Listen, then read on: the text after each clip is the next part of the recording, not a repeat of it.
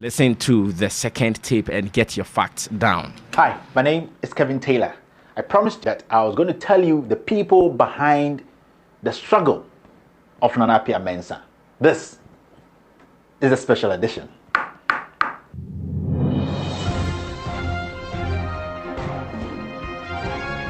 Xylophone FM.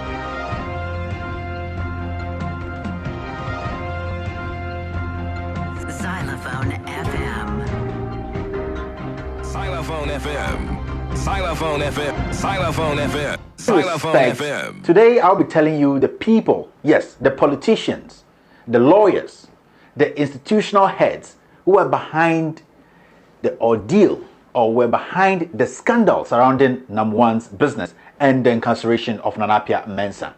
As you can see on my right, the first guy there is called Ade. He is the Nigerian guy who posed as the prince of the Ashanti Kingdom when they met Horizon Royal Diamond.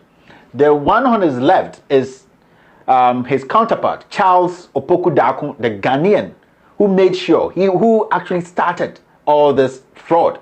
He is a Ghanaian. He's based in Accra, and I'll be telling you about him. The last time, these were the two guys I was talking about. These were the two guys who actually masterminded the fraud against the Dubai company. You can also see on the far left that there's this old man. Yes, his name is KK Amwa. He is the former Yoko boss.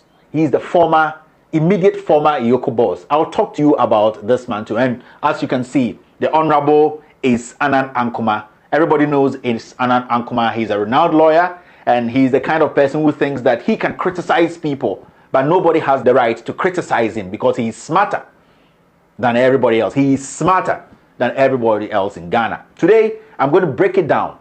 This issue is not going anywhere. I'm going to make sure that I will reveal each and every single person who is involved in this NAM1 issue. We are going to make sure that the truth is thrown at Ghanaians for them to make their own judgment. Now let's start this show today with our friend Ace Anan Ankuma. Ace Anan Ankuma is a lawyer, and as everybody knows, he's a renowned lawyer in Ghana. Everybody knows him. He's very vocal on TV, on radio. Now he's even around the country reading books to kids. Yes, he's reading books because his belly is full. Now Ace Ankuma actually works for Benti, H.O. Letza, and Ankuma Law Firm. It's a big law firm. Everybody knows about them. But somebody's going to ask, why is Ankuma in this NAM1 issue? Why is Ankuma? Ace Ankuma is the perfect guy. Ace Ankuma has been doing his job perfectly. He doesn't actually have anything connected to NAM1, or he doesn't actually have any crime connected to him as a lawyer. Now I'm going to tell you, and I'm going to make sure you make your own judgment after this episode. This episode is packed with evidence pointing to so many people, very, very visible evidence that you can make your own deductions after I am done. Now, the reason why I want to start with Ace Ankuma is simple. Now, we know the story about Nana Mensah, how Nana Mensah got caught in Dubai when he was trying to go get his 750 kilograms of gold worth $39 million. The reason why the Horizon company came to Ghana was because they had first-class evidence. They had pictures. They had statements. You know, when these guys traveled all the way to Dubai, there were CCTVs, they caught them, so many. They had evidence to prove that they knew the people who defrauded them. They knew the two fraudsters. And these guys were the guys they were coming after because they knew that these guys were based in Ghana. So Horizon Royal Diamond came to Ghana, and God being so good, the lawyer they found to help them approach Yoko about this issue is Ace Anan Ankuma. This guy. So technically in Ghana, Ace Anan Ankuma is the first person who came in contact with Horizon Royal Diamond about this case. When I say in contact, it's the first person who heard Royal Diamond make a complaint about this case.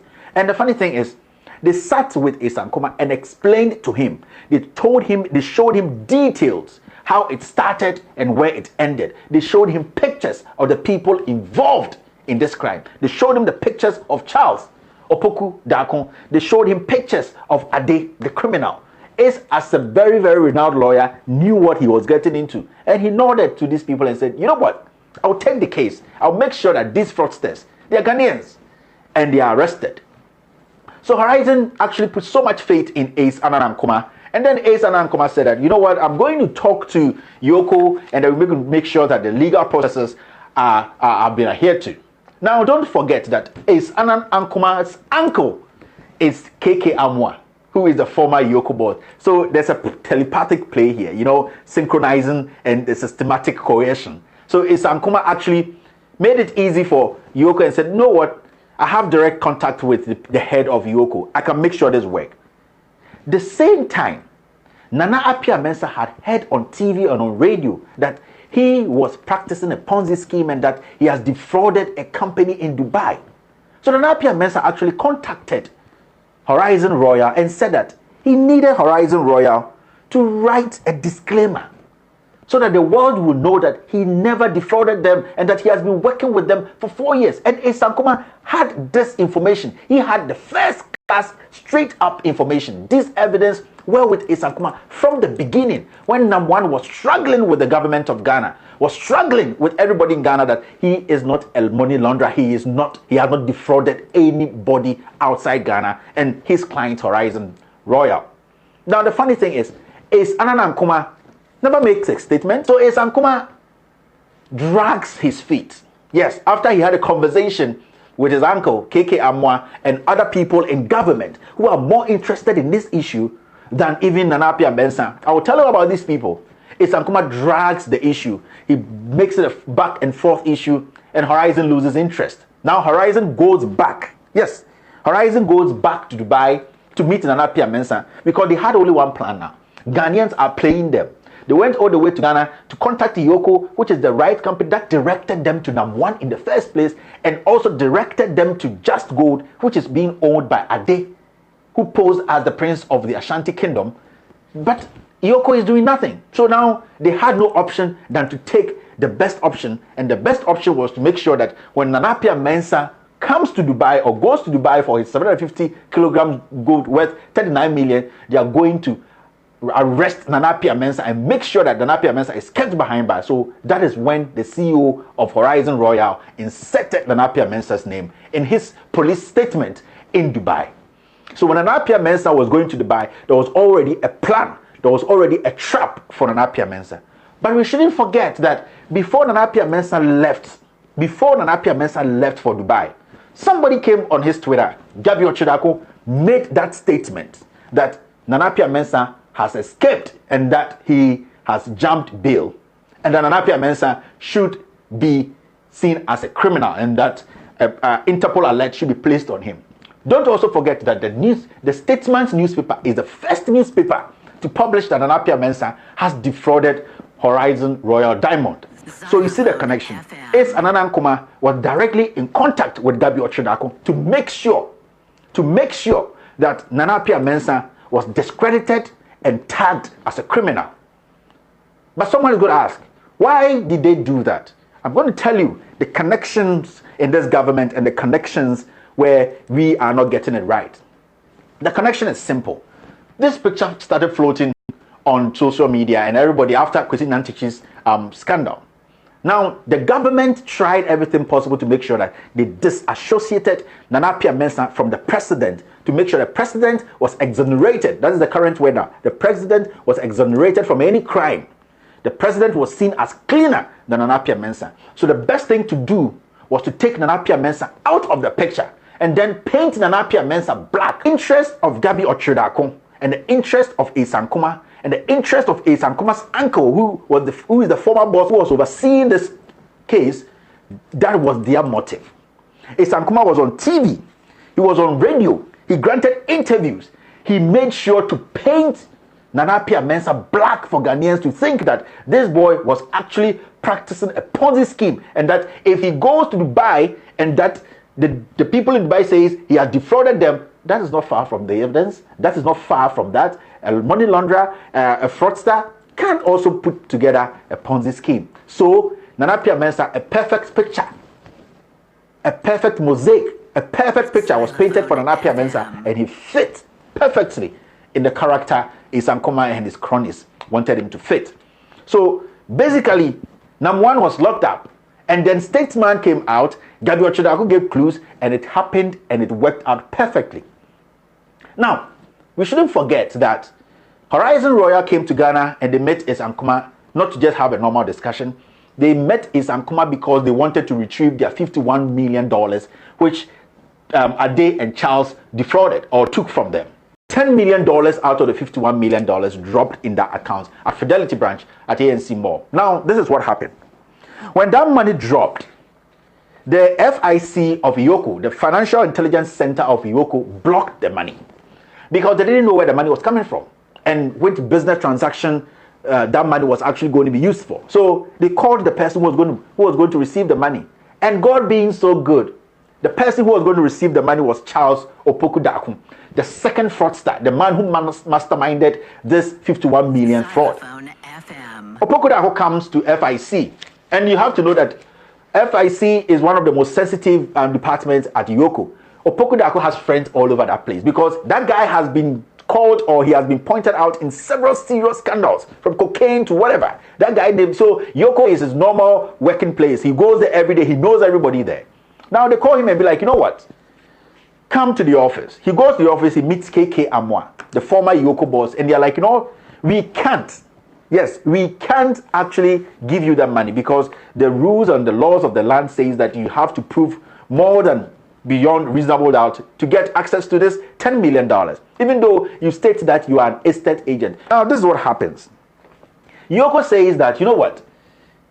You have to go to court and prove to court that you deserve this money and that you have a business or a client who is purchasing houses. That's the excuse or the reason Charles gave to Yoko is that the person who sent him the $10 million is his client or a customer, if you want us to put it that way, and that he's purchasing 4 houses from him in East Legon. And those 4 houses, each of them cost $2.5 million. So in total, they're all $10 million. So Yoko said, no problem. Now go to court. Yes, they know. They've been doing this for years. Yoko, they have been doing this for years. Go to court and go take clearance that everything you said here is the right way. Yoko now tells Charles that they have a lawyer for him. Yoko gives Charles a lawyer to go to court, to go fight for him so that he could get his 10 million. Yoko gave Charles a lawyer, and the lawyer's name is Lawyer Augustine Obo. That guy used to be the former chief state attorney. So that guy, he knows the law. He has been at the courthouses. That is how weak our judicial system is. This guy works with the judges. He knows what to say to get that thing done. And Yoko has been working with this lawyer, and they know it's a cartel. It's a chain of command. Now, Augustine Abo takes over the case. God being so good, as I always say, he wins. And the court says that go and take the $10 million. So Charles comes and then he goes with the document and like, hey, the court says I'm the right person to take the $10 million. So he takes over the money. He takes the $10 million. But don't forget that from what we know, $600,000 of that money was shared at Yoko. There are names here, yes, and I'm going to mention those names. I want people to come out and deny, because when you have the fact, you wait for people to fall in the trap and you tell them. The same as Ace Nkrumah. This guy, he had the party, the president, the vice president, the finance minister. They were all at the party. Yes, everybody, it's a normal lawyer, but why? There's a connection. This guy is so glued, he's so glued to the Jubilee House, so glued to these politicians that he's basically their surrogate. He goes on TV, he goes on radio to paint Nana Mensah black, even though he has the hard evidence that Nana Mensah never committed any crime. Nana Mensah is not practicing any Ponzi scheme in Ghana, but this guy is Nkrumah. Ace Nkrumah, the almighty Ace Nkrumah, is the first person who knew that Nana Mensah wasn't guilty on this issue. Now, this is what happens. After the guy takes the $10 million, $600,000 is shared at Yoko. And the list is here. You see, I keep telling people, we don't just say things because we want to disrespect anybody or we want to go against them. We say things because we have hard copies and hard evidence to it. $600,000 was shared, so the issue was discontinued. Now, I would like to ask, when this issue came up, Yoko boss should have known. He knew that Charles and Ade were the suspect, and they were the right suspect because the Horizon Company came down to Ghana to report them. They had the evidence. Why didn't they report it to the IGP? Why didn't they report it to the Attorney General? Why didn't they report it to the right quarters, the Foreign Affairs Minister? Why? It is because it was a political thing. They wanted to make sure that Nana Mensah is taken out of the picture to clear the precedent. Nana Addo Dankwa Akufo-Addo. This is the hard truth, my fellow Ghanaians. These people, he should come out and defend himself that he never knew from the start. Sam Kuma should come out. Yoko boss, KK Amwa, former Yoko boss, they should all come out to tell us they never knew that Charles and Ade were the fraudsters, and that when Horizon came, they didn't show them hard copies and pictures of these guys defrauding them. This is how bad our country is, my fellow Ghanaians. This is how bad. And you know what hurts? What hurts is NAM1 was painted so black to the point that the guy could not clear himself. I don't care if NAM1's registration of his companies had some lapses. It is right for the law to deal with him. But for a lawyer to have hardcore evidence about fraudsters who have defrauded a foreign company over $50 million and to keep that, stuck that in your dirty ass, come sit on TV and speak like you know nothing about it, it is disgusting. And these people have to be spoken against. These are liars who walk around telling people that they have credit. They have nothing. My fellow Ghanaians, let's get real here. The Bank of Ghana wasn't able to sue NAM1 because they knew that NAM1 wasn't taking deposits. NAM1 wasn't taking deposits. NAM1, he wasn't taking deposit. NAM1 was doing a gold business. He was working within the confinements, the regulations of the institutions. I mean, the Bank of Ghana and the Security Exchange Commission. Why do you think Bank of Ghana couldn't sue NAM1? Why do you think SEC couldn't sue NAM1? It is because they knew the guy was working in the frame of the law. And that if there were lapses in his business, it was an academic thing to do, whereby they were supposed to call him, rectify the situation. It does not mean NAM1 has to be behind bars today as I speak, because the guy had some lapses in registering his company. They set a trap and they put NAM1 in there. This is absurd, my fellow Ghanaians. My fellow Ghanaians, the honest truth is, we have names. Every week I'll be releasing this NAM1 scandal. I'll make sure the truth comes out. This guy has to come out of prison and pay his client. NAM1 should be able to step out of cells. He should be able to step out of prison and engage his customers and pay them. NAM1 can't be behind cells because he registered a company that people think that the registration wasn't the perfect one. That one can be sorted. His passport can be seized. NAM1's passport can be seized. He can be under our house arrest. But he has the right to enjoy the first fundamental right of every human being. That is his freedom to move around and speak to his fellow Ghanaians, especially his customers, about the plans and how he plans to pay them. That is how we treat humans. These people are liars. These people you see on your TV, on your radio, on your whatever, they are liars. They cook up stories and they frame people up. I am not here to defend NAM1. I am here to make sure the right thing is done and justice is served. My fellow Ghanaians, this is just the beginning. I am going to bring out names, email chats, text messages, WhatsApp conversations about how these fraudsters were able to penetrate the government, were able to pay people off. Media men who have paid hard currencies to make sure that Nana Mensah takes this blame. Your chats are here. Your emails are here. Your WhatsApp messages are all here.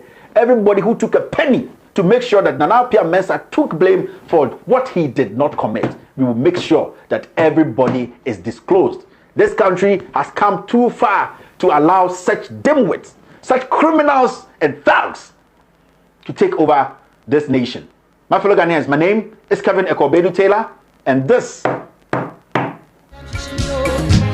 Okay, so this is Xylophone 102.1. My name is Sammy Flex, and again, we enjoyed a bite from Kelvin Eko Taylor, and he is the man in charge of, with all due respect, socio-political program.